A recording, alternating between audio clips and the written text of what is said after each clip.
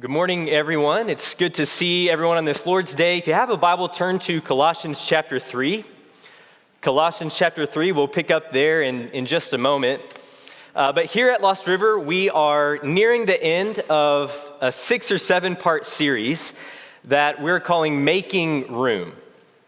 And it's the idea that just as David recorded in Psalm 27 for the gates of Jerusalem, that ancient city, to be open so that the King of glory may come in. That's what we desire within every sphere of our lives. That we make room for God, that we make room for the King of glory to come first within our heart, but then within our home and our church and our friend groups, and eventually next week, our community. And for this Sunday, we're focusing on making room for God in our work. Making room for God in our work. Now, for me, I often thought about this as only related to something like evangelism or shining your light or something like that. All really important things. But in this lesson, we're going to focus more so on the meaning and the purpose of our work.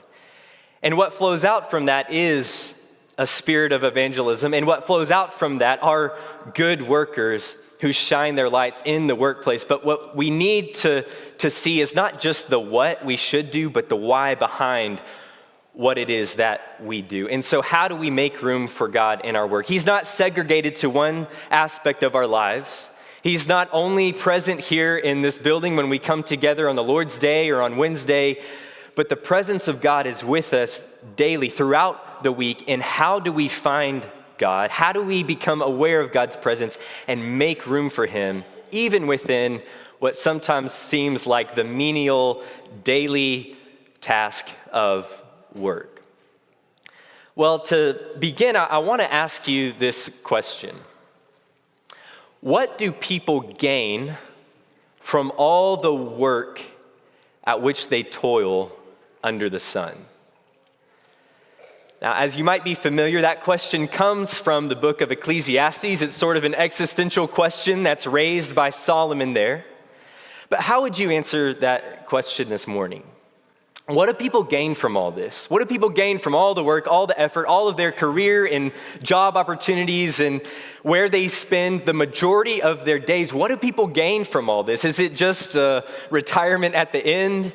Is it just that you have to soak all the meaning out of the daily task itself and find some value in it?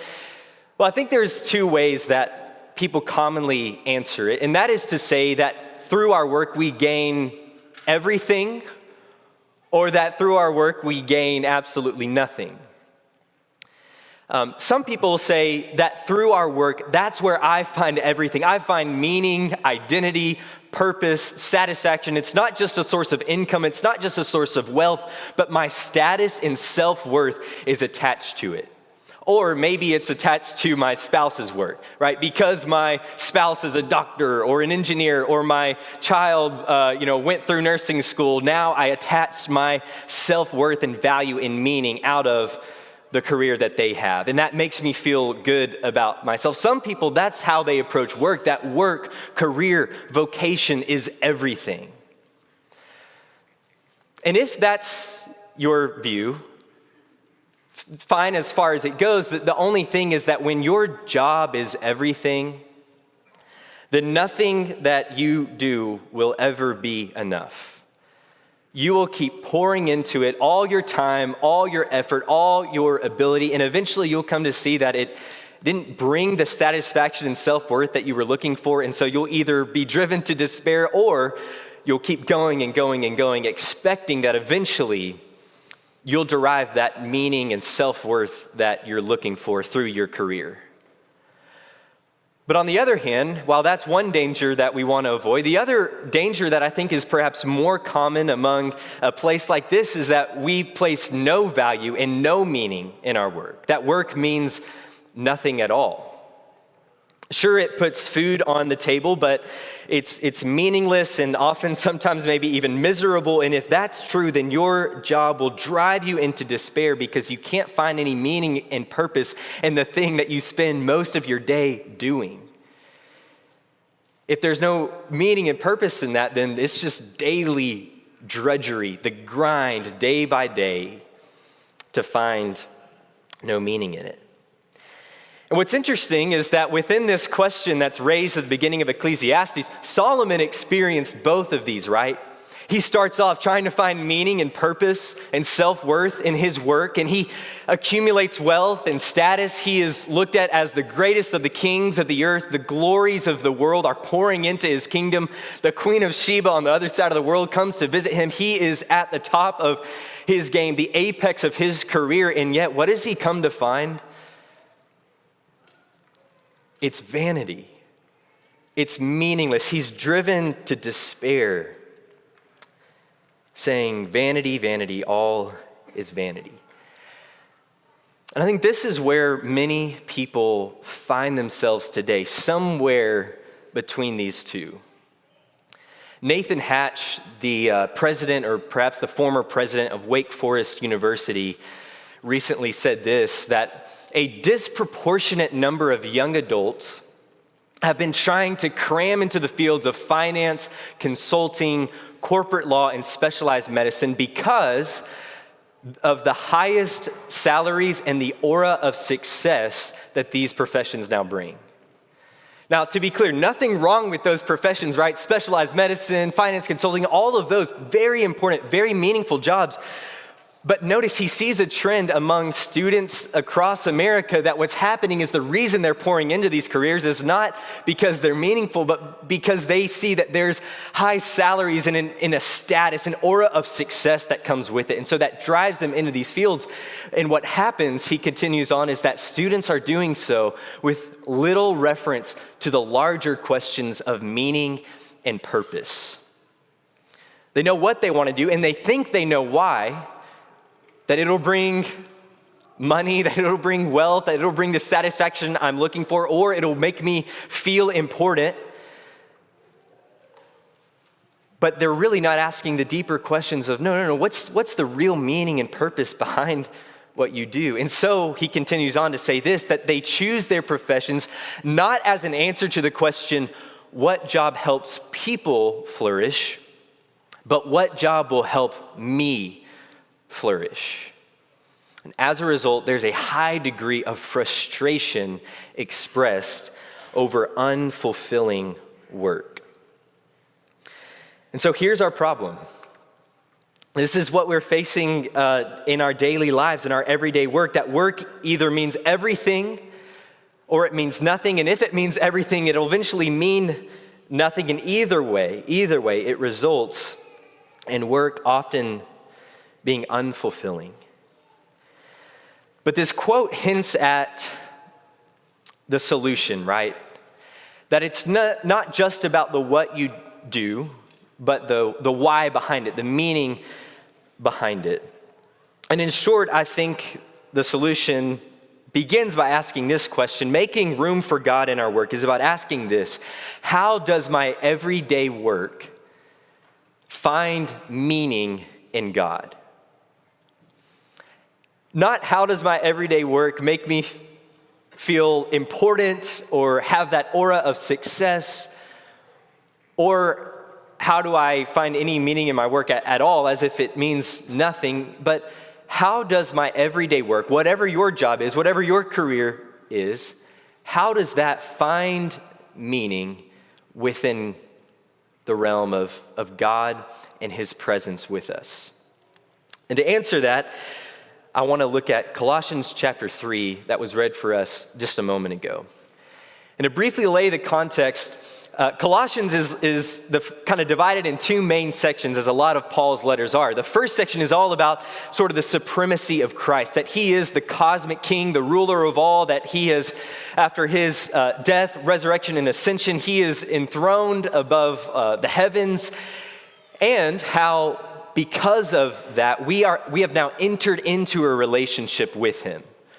That you and I are in relationship with the King of the universe. And as you might expect, that kind of changes your world. We should expect that if the King of glory has in fact come into your life and has a relationship with you, that's going to change some significant things about your everyday life. So he talks about things like family and sexuality, and he talks about the way we speak and act and think and talk, how it changes every aspect of our lives. And in verse 22, he comes to talk about how this relationship, how the King of Glory coming into our life affects our everyday work.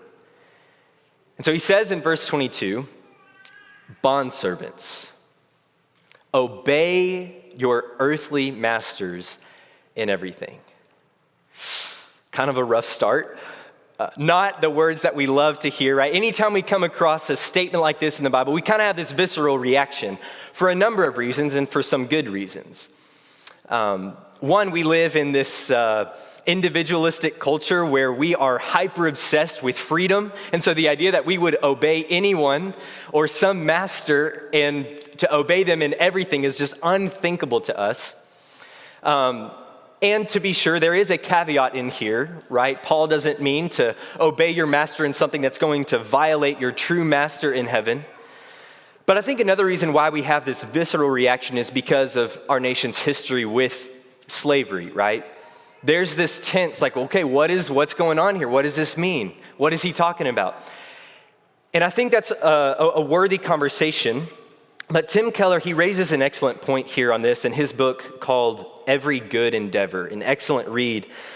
But he first describes how ancient Roman slavery was very different from 18th, 19th century American slavery that was primarily race-based and agricultural, very different. We don't have time to get into the details of that.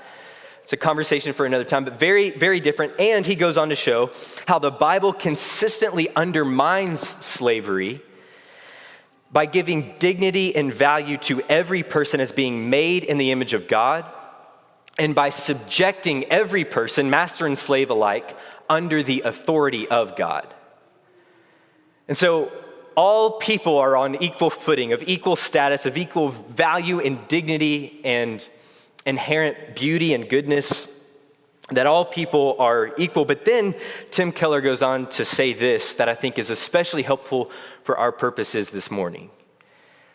He says, if masters are told that they must not manage workers in pride through fear and coercion, as Paul goes on to talk about here, how much more should this be true of employers today, right?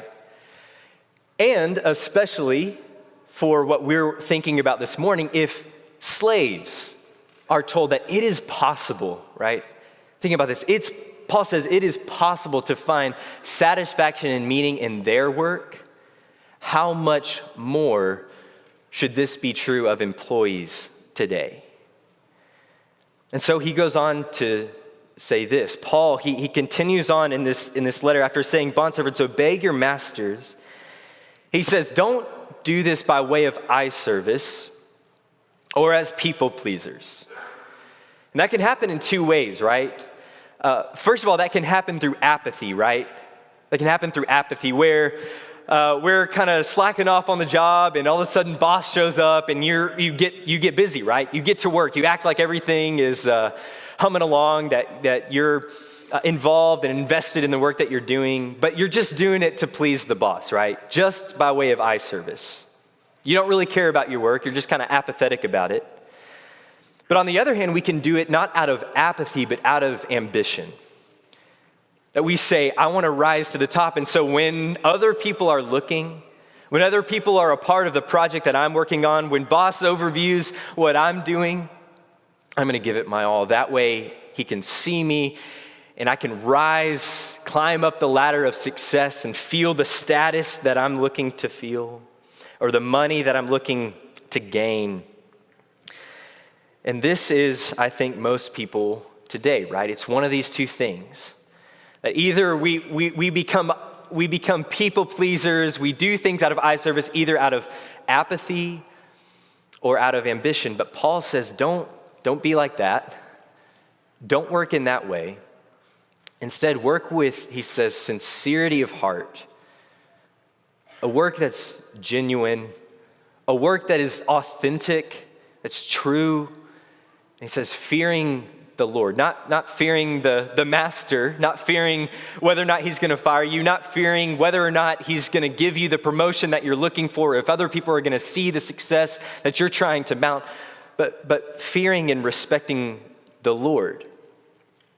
And then he goes on to say that whatever you do, think about that. Whatever you do. Here at Lost River, we've got a lot of different occupations in this room, right? Whatever it is that you do, he says, work heartily. Work heartily as for the Lord and not for men.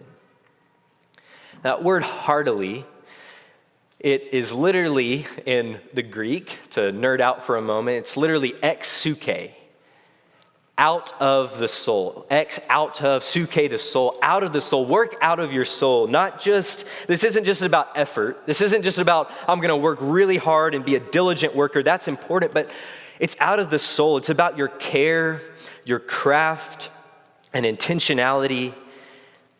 And he says, do it as if it were for the Lord. Now imagine that for a moment. Imagine if you did your work, whatever it may be, as if it were for the Lord. Let's say you're a barista at a local coffee shop, and Jesus walks into your coffee shop. He walks to the door. That's going to be the best latte that you've ever made, right? You're going to pour your soul into it. You're going to make sure that it's just right, and you're going to serve it to him with a smile. You're going to pour everything you have into it, because you care about the one that you're giving it to. You're serving Jesus. And Paul says, whatever it is that you do, whether you're a barista or whatever it might be, serve in this way. Serve as if you are pouring your heart out to the Lord. That's the kind of work that we are to do. And if everyone did that, imagine how different our world would be. Imagine how much better of a nurse or a doctor or perhaps a firefighter or a teacher or whatever it is that you do. Imagine how much better you would do in your job if you actually lived like that. You said, every person that I interact with, every person that I serve who is either above me in rank or below me in rank, I'm going to serve them as if I am serving Christ the Lord. That would make a difference in our community. But here's the problem. As awesome of a vision as that is, as beautiful as an idea that is, it's a lot easier said than done. And that's because the people that I'm serving are often not like Jesus. In fact, many times they're nothing like Jesus at all. The people that you interact with on a day-to-day basis, that might not be the case. And while I want to work as if I'm serving Jesus, I'm also stressed by the workload. I'm frustrated by other employees. My boss is bearing down on my neck. I've got all these other worries at home. And so this sounds like a great idea, but this great idea can get really old really fast, and we can run out of steam and give up on this beautiful vision that God has for your work. Unless there's a greater purpose why. Unless there's a meaningful why behind the what that you do. The what is that in whatever I do it from the heart as if I'm serving the Lord. But if I'm gonna live that way, if you and I are gonna live that way, then we've got to have a truly meaningful why.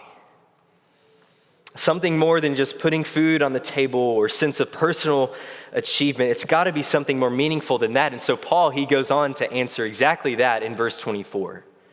And he says two things. He says, work in this way as if you're serving the Lord, since you know that you will receive an inheritance from the Lord as your reward. And it is the Lord Christ whom you are serving. The Lord Christ whom you are serving. So these are these two things. And I want to flip them in reverse order for us to consider in the time we have left this morning. First of all, he says, it is the Lord you are serving. Notice he doesn't say it's as if you're serving the Lord. He said that earlier, right? Work in such a way as if you're serving the Lord. But here, it's not as if you're serving the Lord. He says, It is, in fact, the Lord that you are serving. Now, what does that mean? Well, I think in part this could have to do simply with the idea of that we love and serve God by loving and serving others. That's certainly part of it. But I think there's more to it than that. And this phrase, it's the Lord you are serving, it really goes all the way back to creation, right? Where we actually find God working. On days 1 through 6, he works, and quite literally, he pours his soul, his spirit out into creation as he diligently shapes and forms this world with beauty and wonder. But then something really interesting happens on day 6. On day 6, as the crown jewel of his creative work, he makes humans, right? Male and female. And do you remember how they're described? He says, I will make them male and female in my image. In his image, male and female, he created them. And this is a title that was reserved in the ancient world only for royalty, only for nobility. But here it's ascribed to every person. And out of that royal identity flows our vocation and our work. It says there in Genesis 1 and verse 28 that God blessed them. What's the first thing God does for humanity? He blessed them. And how did he bless them? Well, he said to them, be fruitful and multiply, fill the earth and subdue it, and have dominion over the fish of the sea, over the birds of the heavens, and over every living thing that moves on the earth. Now think about that for a moment. How does God bless humanity in the beginning? He gives them work. He gives them work. And in this sense, work is not something that is a result of the curse. I think that's kind of how I often thought of it growing up, that work is a result of the curse, but when we get to heaven, we just kind of float around on a cloud. We'll be like we were in the garden in this, tropical paradise or something like that it's all going to be this leisurely time. But no. God says that work is not a curse. It's not a consequence of the fall. Work is good. Work is meaningful. Work is a blessing. And here's the point that I want us to see in this verse. That God, on days 1 through 6, he works. God works on days 1 through 6, but then he creates humans to bring his creative work to completion. Do you see that in the text? Do you remember that from the story? God, he forms mankind. He works on days 1 through 6, forming this beautiful world, but it's like he packs it with potential so that humanity can come along and continue that work and bring his creative work, his vision for the world into completion. Tim Keller, again, has such a helpful quote in his book, Every Good Endeavor. He said that God left creation with deep, untapped potential for cultivation that people were to unlock through their work, through their labor. And work is about rearranging the raw materials of God's creation in such a way that it helps the world in general and people in particular thrive and flourish. This is the teaching of Genesis 1. This is God's vision for the world. This is God's vision for our work. And maybe we look at that and that's like, man, it just sounds really poetic and nice, but is that really true of my daily work? This is more, though, than just artistry. This is more than just agriculture.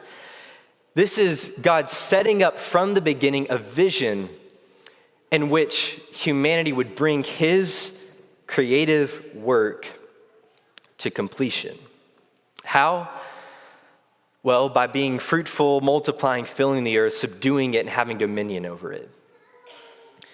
Or in other words, by being parents and farmers and teachers and engineers who work to fill the earth with thriving civilizations, by being healthcare workers and first responders and programmers and electricians who subdue the chaotic forces of nature and evil and bring out Earth's potential for good. And by every person, in whatever job it might be, ruling over their small sphere of influence in such a way that it reflects the goodness and glory of our Creator. And so whatever you do, it is not as if you're serving the Lord. No, you actually are.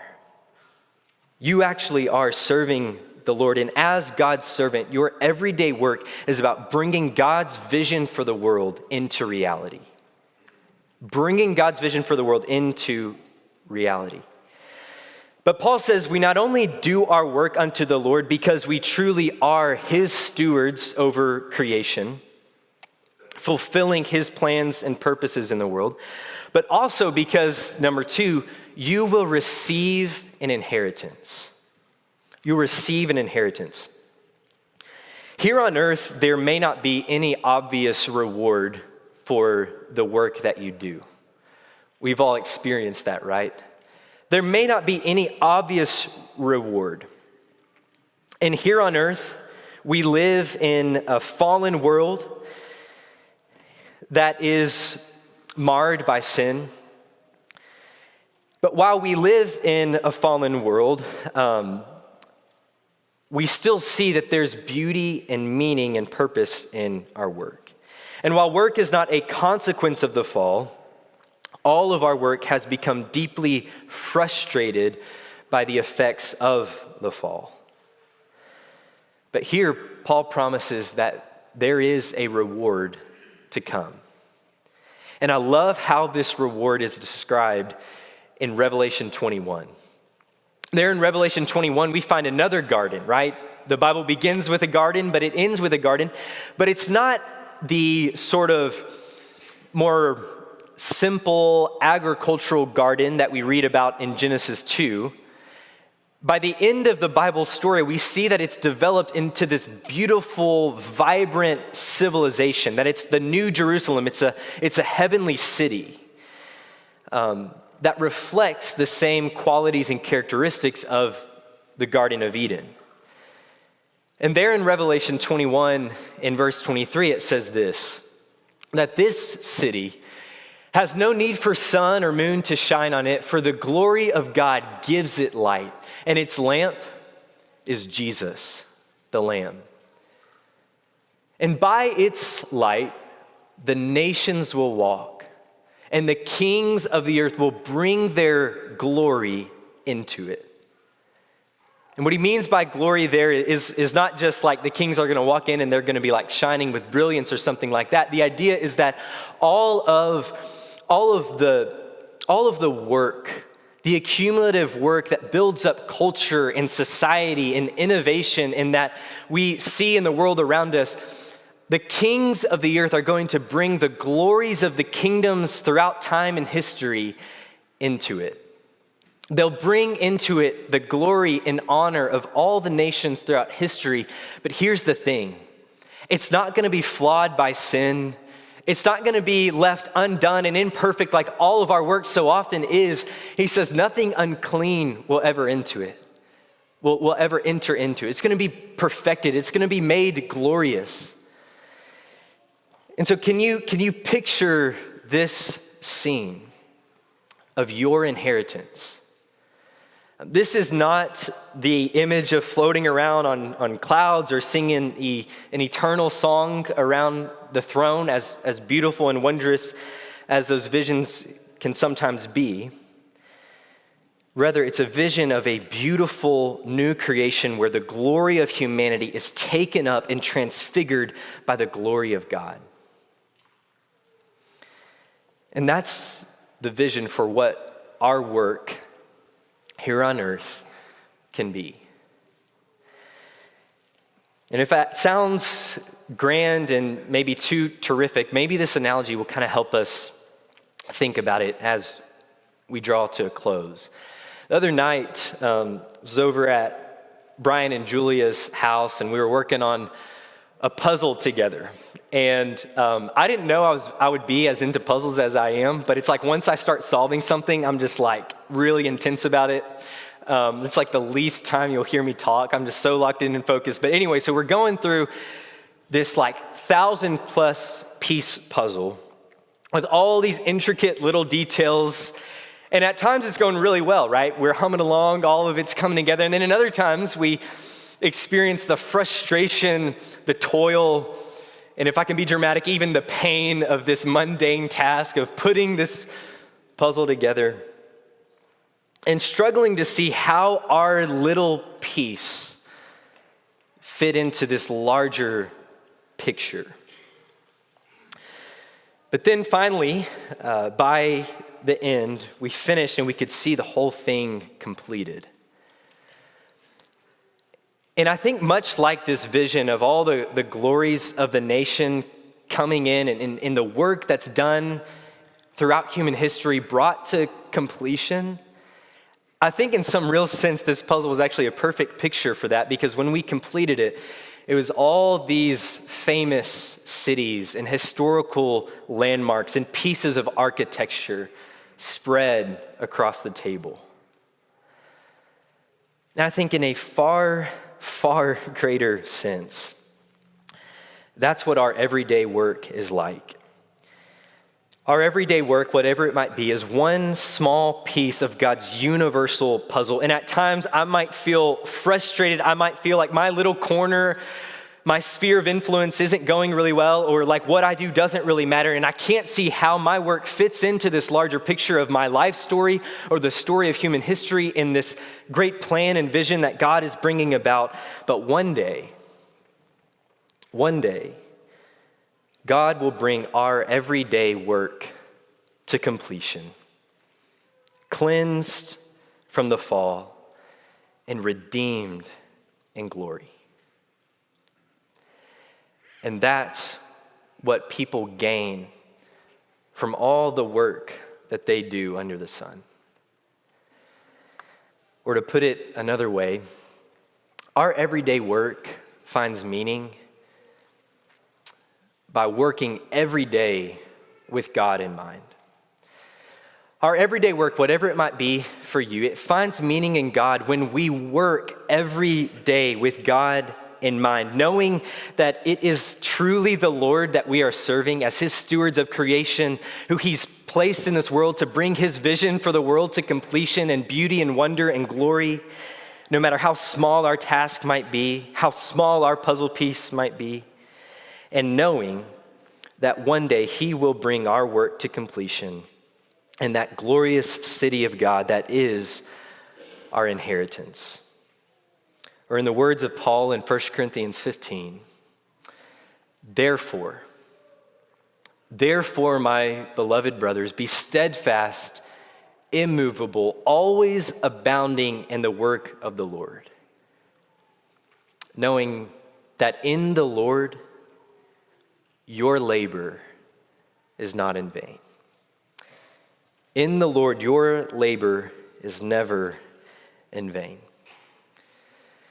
And so here at Lost River, we have nurses, teachers, delivery drivers, firefighters, doctors, sales managers, fast food workers, marketing specialists across the board. We cover the field in almost every occupation. And what that means is that all throughout this city, all throughout Bowling Green,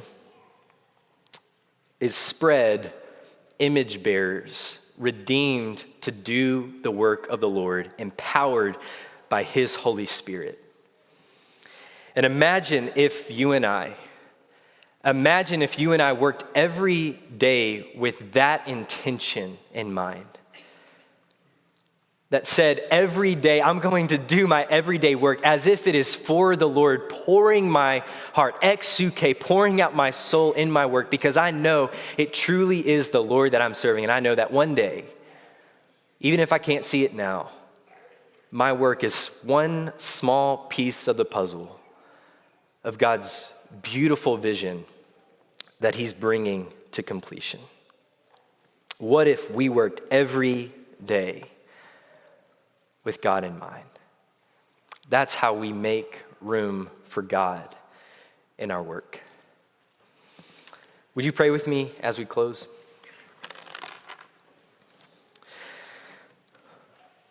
Oh Lord our God, we come before you with grateful hearts, knowing that this morning where 2 or 3 have been gathered, that your presence has been with us.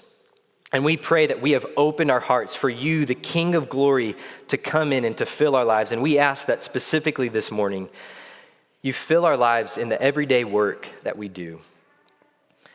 Help us as bondservants to you to do our work as if we are serving the Lord Christ, because we know that as stewards in your creation, we truly are. And help us to catch a glimpse of the vision of your Son, the ultimate servant, who, though he ruled over all as the cosmic king, took on flesh and became a servant himself to redeem us and to draw us into life and love and fellowship with you. Thank you, Lord, for that gracious gift. And we long for the glory of that heavenly city one day in which we'll see you face to face. And we pray this in the name of your Son, the Lamb who is our light. Amen. This morning, if you have yet to become a Christian, if you have yet to be immersed in the waters of baptism and raised to walk in newness of life, we always want to extend that invitation for you. If there's another way that we can assist you this morning, we ask that you come forward now as together we stand and sing.